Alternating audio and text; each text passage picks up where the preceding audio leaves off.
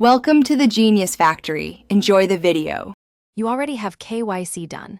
Start by logging into Upstox web or app and confirming your demat balance.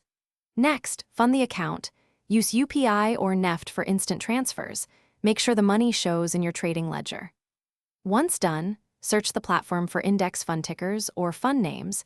You must choose ETF versus index mutual fund based on intraday trading needs or SIP plans. This first action gets you to the trading screen where you'll place the actual order. Now execute the purchase. If you buy an ETF, switch to equity, enter the exact ETF ticker, then choose market for instant fill or limit if you target a price. Set quantity and confirm. If you prefer an index mutual fund, open mutual funds, pick direct plan, select SIP frequency or lump sum, and fill the bank mandate if needed. Once you review fees and taxes, submit the order. You'll see a confirmation and an order ID. Save that for records and tracking. Finish by checking your portfolio to confirm the holdings after settlement. ETFs typically settle T+1, mutual funds can take T+2.